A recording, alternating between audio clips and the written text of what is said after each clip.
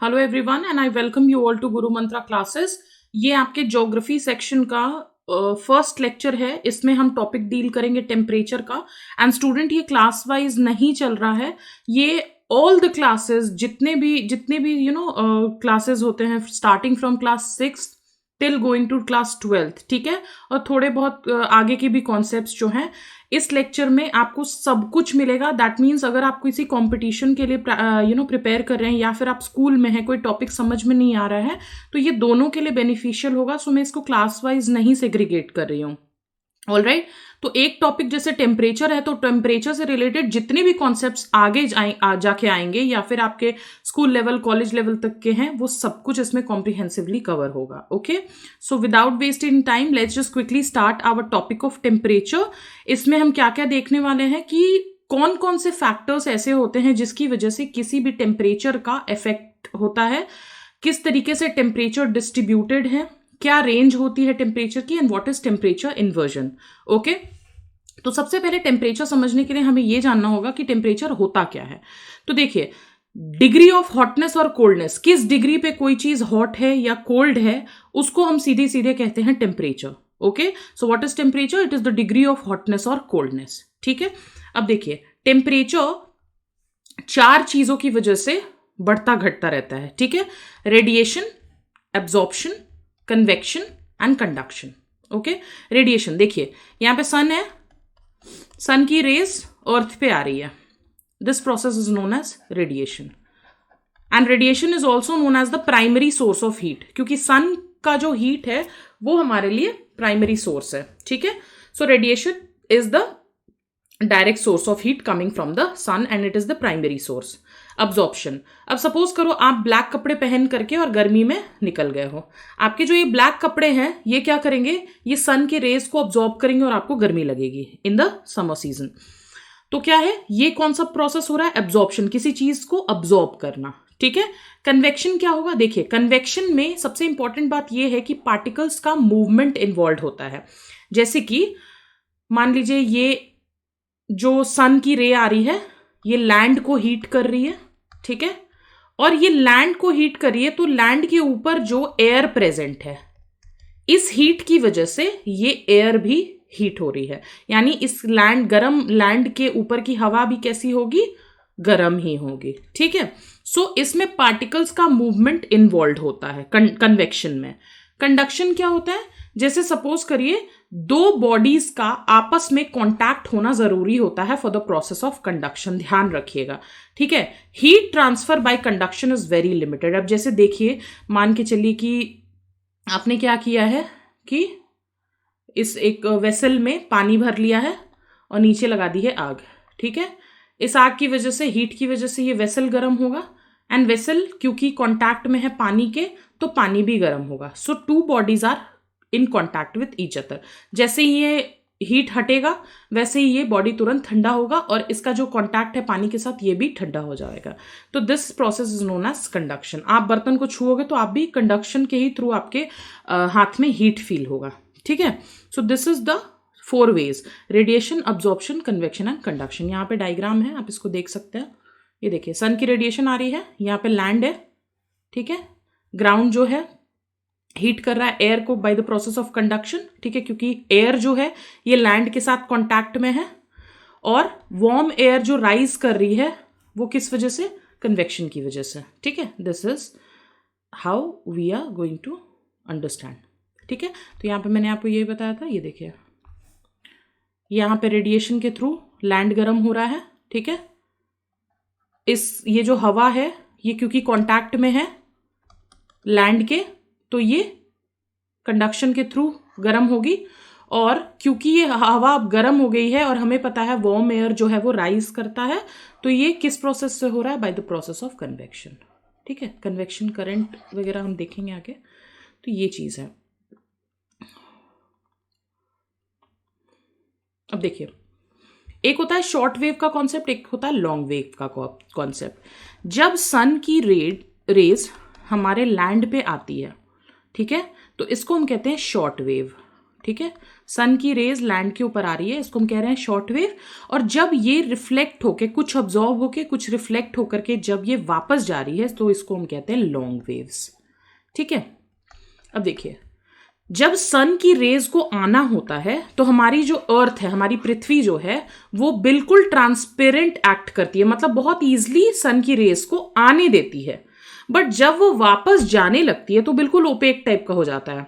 ठीक है, मतलब चाहता है अर्थ की मैक्सिमम अब्जॉर्प्शन हो, ठीक है, और बाहर ज्यादा हीट ना जाए। ठीक है, इसी की वजह से हमारी धरती जो है गर्म होती है, गर्म होने का प्रोसेस है। अगर सोचिए ये ओपेक जैसी कंडीशंस नहीं क्रिएट करती तो जितना आ रहा है वो सब चला जाता है ना, तो अर्थ जो है वो गर्म हो नहीं पाती।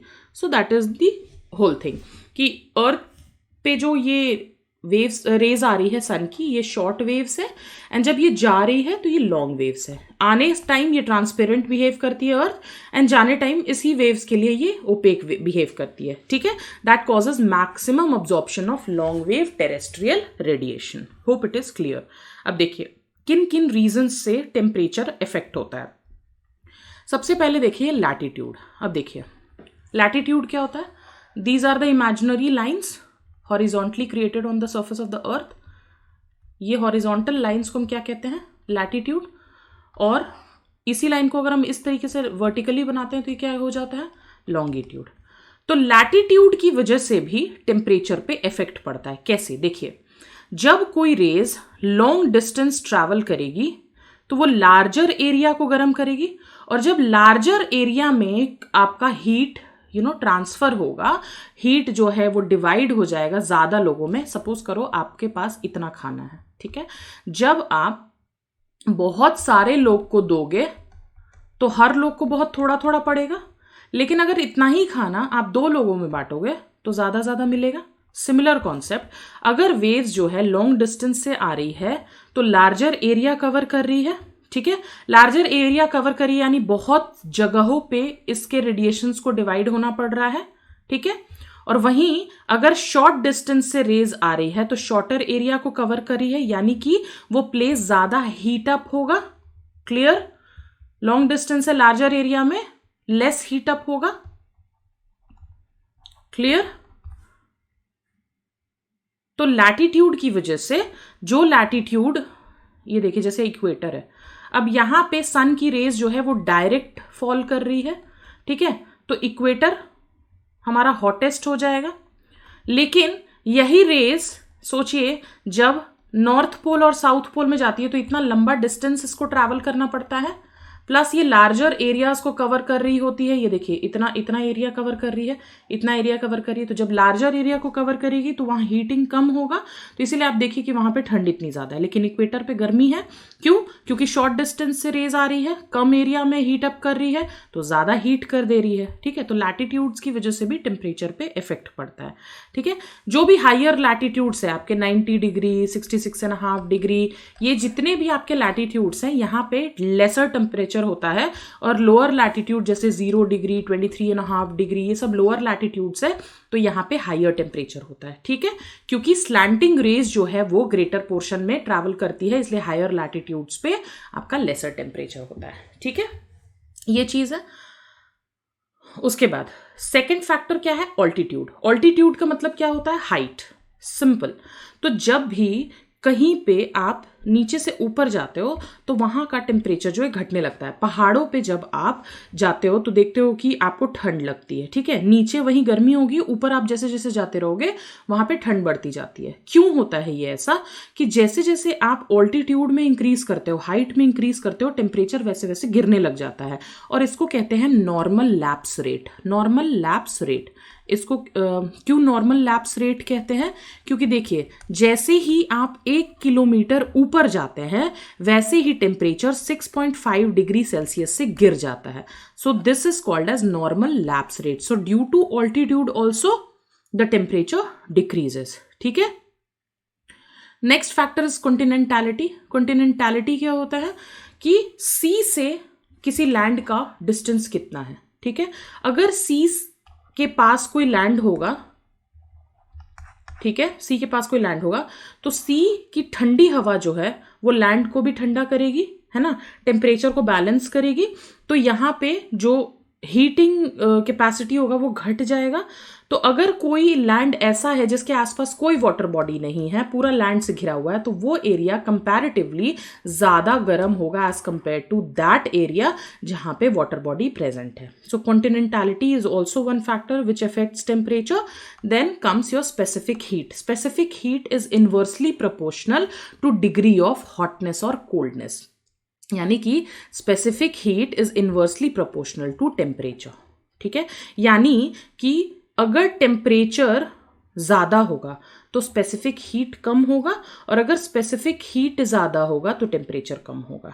ठीक है, तो व्हाट इज स्पेसिफिक हीट? एक किसी भी सब्सटेंस को 1 डिग्री सेल्सियस हीट करने के लिए जितनी हीट चाहिए, ठीक है, जितना टेम्परेचर चाहिए, उसको हम कहते हैं specific heat. So what is specific heat?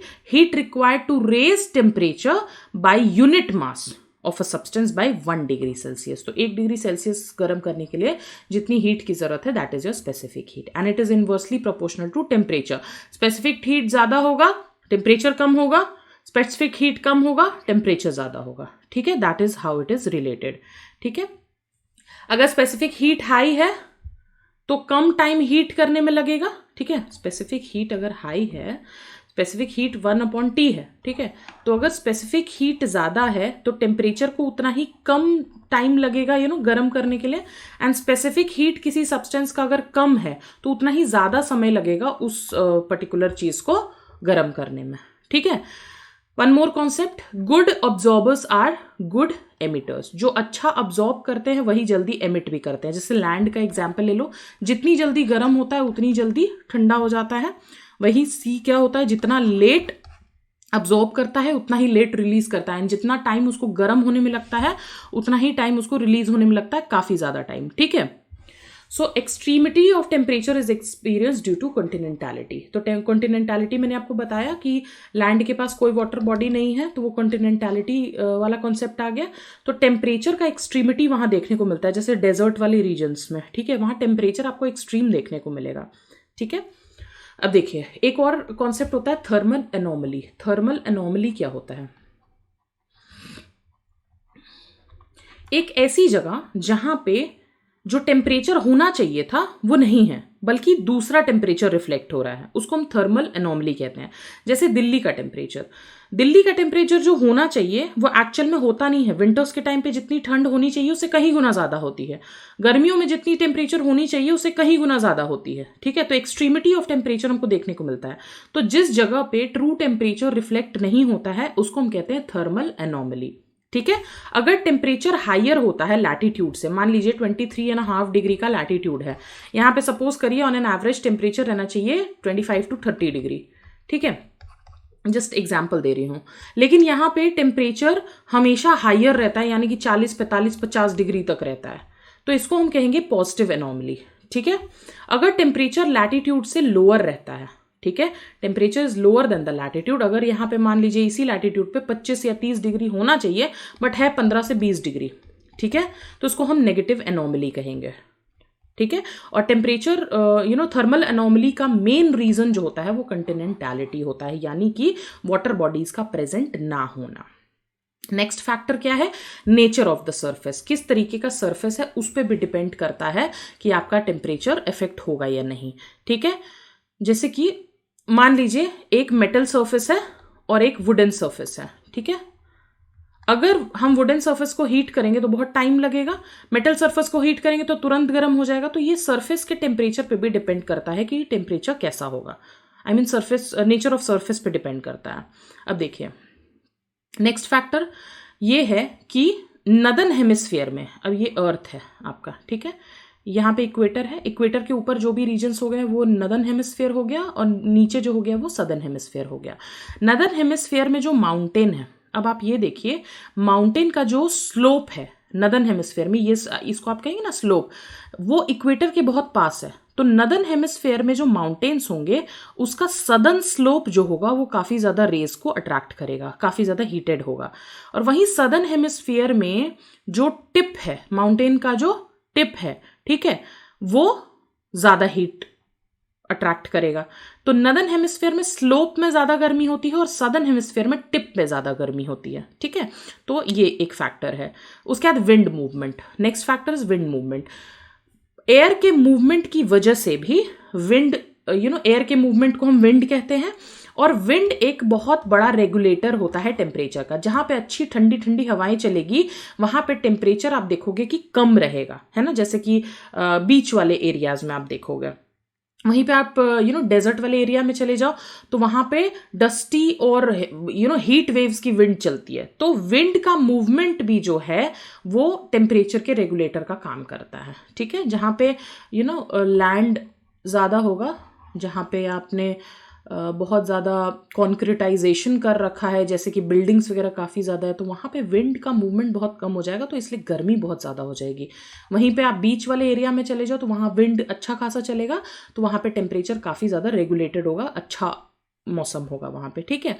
So these were the factors, what all factors we have seen, let's just revise quickly. First was latitude, which is one of the factors for temperature. Second one was altitude. Then it was continentality. In that continentality, we learnt about specific heat. Then it was nature of your surface, किस तरीके का surface है. In northern and southern hemisphere, mountain के slopes पे किस तरीके का effect होगा. And then wind movement. So these were the factors which we saw are the reasons for temperature. Okay. In the next lecture, we'll talk about distribution of temperature.